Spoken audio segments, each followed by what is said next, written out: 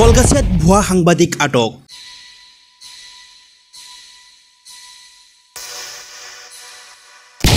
ভুয়া সাংবাদিকজন কলগাছিয়াৰ ইছুপুৰ গাঁৱৰ ৰবিনুৰ ইছলাম।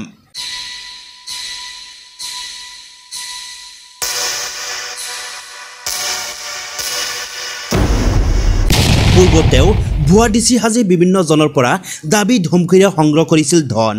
যে গুৱাহাটী কামৰূপৰ ডিচিয়ে ফোন কৰিছে এই লোক। ল'ৰাটোৰ নাম ৰবিনুৰ ইছলাম, দেউতাৰ নাম ৰেজাউল কৰিম। এই যে যিটো ফোনপে নাম্বাৰৰ যিটো একাউণ্ট হোল্ডাৰ, সেই একাউণ্ট হোল্ডাৰ হ'ল দেউতা, তাৰমানে ৰেজাউল কৰিম। তেওঁৰ গাঁও মানিকপুৰ, পোষ্ট অফিচ ইছপুৰ, জিলা বৰপেটা, অসম। যুৱকজনৰ পৰা নিউজ লাইভৰ ভুৱা পৰিচয় পত্ৰ উদ্ধাৰ।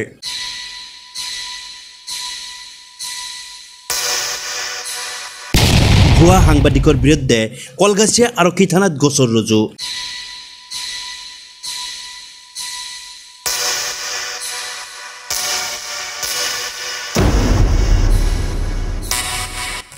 অভিযোগ মতে ৰবিনুৰ ইছলামে প্ৰায় ৩ বছৰ ধৰি সাংবাদিকতাৰ ভুৱা পৰিচয় পত্ৰ দেখুৱাই বিভিন্ন ঠাইত ত্ৰাসৰ সৃষ্টি কৰি আহিছিল।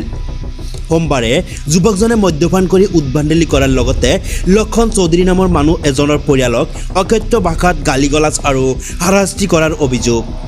ৰবিনুল মানে এনেকুৱা জ্বলাই আছে, মানে হিন্দু মানুহক মানে কয় কি মাৰিম কাটিম, আৰু মোক কয় কি যে তোমাৰ দোকানত থাপৰাই কয় কি তোমাৰ মাক মাতক, মোৰ ল'ৰাক কয় তোমাৰ মাক মাত, ইয়াতে হিন্দু মানুহ থাকিব নোৱাৰে, কয় কি মাৰি কাটি পেলাই যিমান হিন্দু মানুহ আছে, বিহাৰী মানুহ আছে।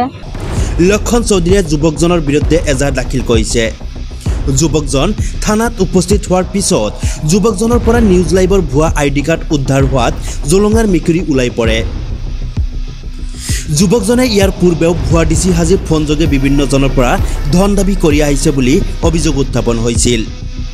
সম্প্ৰতি নিউজ লাইভৰ সাংবাদিক বুলি পৰিচয় দি উদ্ভণ্ডালি কৰাত ভুৱা সাংবাদিক ৰবিনুৰ ইছলামৰ বিৰুদ্ধে নিউজ লাইভৰ পক্ষৰ পৰাও কলগাছিয়া আৰক্ষী থানাত এখন গোচৰ ৰুজু কৰা হৈছে বুলি জানিব পৰা গৈছে। লক্ষ্মণ চৌধুৰী তেখেতে মদ বিক্ৰী কৰে। তেখেতৰ ঘৰত মই গ'লোঁ, যাই পিনে তেখেতৰ পৰা মই এটা মদ কিনিছিলোঁ, কোটাৰ এখন লৈছিলোঁ, সেইটো RS হয়। তো লোৱাৰ পিছত সেইখন দিয়াৰ পিছত নেক্সট টাইম সি আমাক মানে কিবা এটা ধমকি দিলে মোক, তই সেনেকৈ উৎপাত নকৰিবি, কিবা অমুক তমুক কিবা এটা ক'লে মোক। কোৱাৰ পিছত মই ঘৰত গুচি গৈছোঁ, দে একো কোৱা নাই। সি ঘৰৰ পৰা মোক টানি লৈ আহিছে। তো মই অলৰেডি OC ছাৰক মই আগতেই জনাইছিলোঁ। তো তেখেতে আমাক মাৰিলে। তেখেতৰ দুটা ভাই লক্ষ্মণ চৌধুৰী আৰু লক্ষ্মণ চৌধুৰীৰ ভাই এটা অজিত হয়, তেখেতে মানে দুটা মিলি পিনে আমাক মাৰিলে। মাৰাৰ লগে লগে মই OC ছাৰক জনালোঁ কথাখন। IC ছাৰক জনালোঁ, বৰপেটা SP ছাৰক ফোন কৰিছিলোঁ, পিক আপ কৰা নাই। তো কি কাম কৰা তুমি? মই বৰ্তমানতো আপোনাৰ মই বেংগলোৰত থাকিলোঁ, কিন্তু বেংগলোৰৰ পৰা আহিলোঁ, ঠিক আছে, জাষ্ট আপোনাৰ এসপ্তাহমান হ'লে। ইয়াৰ আগতে মই আপোনাৰ নিউজ লাইভ যিখন আছে চেনেলখন, তো ৰঞ্জিত দত্ত যে এখনৰ নাম হয়, তো ৰঞ্জিত দত্তৰ মই কেমেৰামেন আছিলোঁ। তো বাট এতিয়া মই নহয়, সেই গুৱাহাটী হয়, গণেশগুৰি, ঠিক আছে। তেখেতৰ কেমেৰামেন নাছিলোঁ, আৰু বৰ্তমান মই নাই। বৰ্তমান মই আজি 1-2 মান মই আছিলোঁ। অফিচৰ মই কাম কৰিছোঁ তাতে। ID কাৰ্ডখন অলৰেডি OC ছাৰক দিয়া আছে, ঠিক আছে। তো অলৰেডি মই আৰু বৰ্তমান এইটো ক'ব গ'লে মই তেখেতৰ তাত কাম নকৰোঁ, আৰু বৰ্তমান নিউজ লাইভ বুলি ক'ব গ'লে মই তেতিয়া অলৰেডি এতিয়া কাম নকৰা নাই। মিনিমাম আপোনাৰ 4 বছৰমান আগত, 3 বছৰমান আগত ছামথিং। মই আপোনাৰ 6 মাহমান কৰিছিলোঁ। সাংবাদিকৰ কাৰ্ড দেখুৱাই তুমি ব্লেকমেইলিং কৰি থাকা? ব্লেকমেইলিং কাকো কৰা নাই, আৰু কাৰোৰ লগত মই ব্লেকমেইলিঙৰ কোনো কথা পতা নাই। এই লগত কোনো কথা নাই, মিছা কথা, মিছা কথা, এইটো মিছা কথা। আপোনালোকে ইনভেষ্টিগেশ্যন কৰক, নিশ্চয় পাব। মিছা কথা, মই কোনো ধৰণৰ ডিচি হোৱাই নাই, এইটো মিছা কথা। এনে এটা ক'লে মানিম জানো মই? নাই, মিছা কথা এইটো। কাৰোৰ নাই, FIR মোক থানাত FIR আছে, ইনভেষ্টিগেশ্যন কৰিব পাৰে, কাৰণ মই নহয় বাৰু, মই কাৰণ কোনো ধৰণৰ ডিচি মই নহয়। আচ্ছা, তুমি বৰ্তমান সাংবাদিক নহয় নেকি? নহয়, মই সাংবাদিক নহয়। তোমাৰ পকেটত এতিয়ালৈকে সাংবাদিকৰ কিয় কাৰ্ড আছে? কোনো কাৰ্ড নাই মোৰ তাত, উইদাউট কাৰ্ড, নো কাৰ্ড মোৰ তাত, কোনো ধৰণৰ কাৰ্ড নাই। কাৰণ মই এতিয়া মদৰ কাৰণে OC ছাৰক ফোন কৰিছোঁ, OC ছাৰে মোক লৈ আহিছে, ঠিক আছে। কোনো ধৰণৰ কোনে তেখেতৰ দোকানৰ পৰা কিনি মই খাইছোঁ।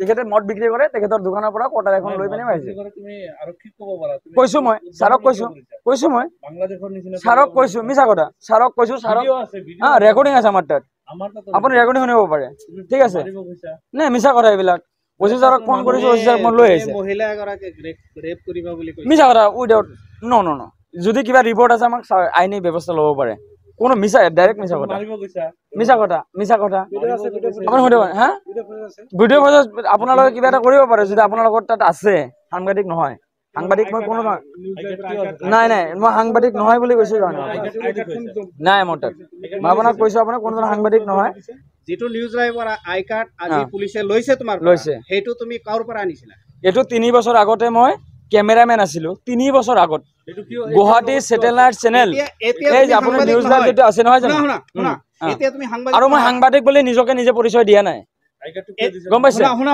আই কাৰ্ডটো এটো কি আই কাৰ্ড হয় কি মানে এটো কি মানে আই কাৰ্ড নহয় না এটো আৰে ছাৰক দিয়া নাই ছাৰক ক'লো ছাৰ এনেকা কথা আজিৰ পৰা 3 বছৰ মান আগত ছাৰক কৈছো মই 3 বছৰ আগত যে ছাৰ এনেকা কথা ছাৰক মই কি কাম কৰা মই ছাৰক 3 বছৰ আগত মই এনেকা কাম কৰিছিলো বৰ্তমান একো নকৰো ছাৰক মই ক্লিয়াৰলি চাৰ্টিফিকেট দিছো ছাৰে সুধিব পাৰে আপুনি ছাৰক ক'ব হা তুমি শিক্ষকক ডিসি হাজি ব্ল্যাকমেইলিং কৰি মিছা কথা এটো মিছা কথা প্ৰুফ কৰি দিয়ক তোমাৰ বিৰুদ্ধে যেতিয়া নিউজ ওলাইছিল তুমি কেছ কিয় নকৰিলা মিছা নিউজ বুলি আমি অলৰেডি জনাইছিলো ছাৰক আমি এফআইআৰ টো দিয়া নাই কাৰণ ইহঁতে মানিলে যেটো নুৰজুল ইছলাম আছিলে সিআৰসিক মই তেখেতৰ লগত কন্টাক্ট কৰিছিলো তেখেতে আমাক কৈছে বাদ দিয়ক এইবিলাক বাদ দিয়ক কি হ'ব মোৰ নাম ৰবিনুৰ ইছলাম দেউতাকৰ নাম ৰেজাউল কৰিম মই এতিয়া কি কাম কৰা এতিয়া এটা বেংগলোৰ থাকো কিবা মই এজেন্সি কাম কৰি আছো কি এজেন্সি কি 2 নম্বৰী কাম কৰা সিকিউৰিটি এজেন্সি কিবা 2 নম্বৰী কাম কৰা নি নাই এইটো মিছা কথা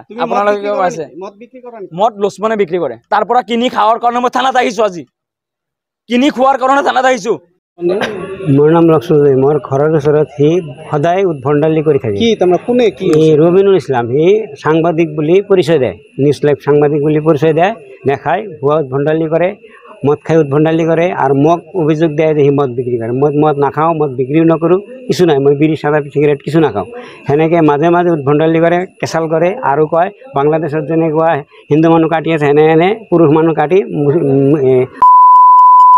ছোৱালী মানুহবিলাক এই ৰবিনুল ইছলামে সেনেকৈ দিয়ে আৰু কি আমাক ভাবুকি দিয়ে সেইকাৰণে সেই ভিঅ'ৰ ডিচি আছিল আগত ভুৱাৰ ডিচি দেখাই কৰিছে আগত কৰি আকৌ আৰু সাংবাদিক কৰি দেখাই আছে সঁচা সাংবাদিক হয় নে নহয় আপোনালোকৰ নিউজৰ জৰিয়তে আপোনালোকে তদন্ত কৰক আৰু প্ৰশাসনে তদন্ত কৰক এইখিনি মোৰ অনুৰোধ এইখিনি মোৰ কথা আপোনাৰ লগত কি লৈ কাজিয়া হৈছে আমাৰ লগত কাজিয়া ৰাস্তাত আহি বেয়া ভাষা আৰু মোৰ সৰু বেটাক কয় যে তোৰ মাক মাতিলে ৰেপ কৰিম দোকানত থাপড়ি মাৰি কয় তোৰ মাক মাতি সেইকাৰণে আমি ঘৰৰ পৰা ওলাই আহিছোঁ কি এটা লগাইছা এই তাৰপিছত বহুত উদ্ভণ্ডালি কৰিছে কৰি আমাৰ লগত কেঁচাল কৰি ছাৰক ফোন কৰিছে ছাৰক যে এনে কথা ছাৰ আহক আমাক এতিয়া অত্যাচাৰ কৰি আছে তাৰপিছত ছাৰক মই ফোন কৰিছোঁ যে ছাৰ এনে কথা কয় ঠিক আছে তাৰপিছত মই ছাৰক ফোন কৰাৰ পিছত আহিব দিছে আৰু আহিছোঁ আহি এতিয়া ছাৰে কি কৰে সেইটো কাৰণে মই জিৰাই আছোঁ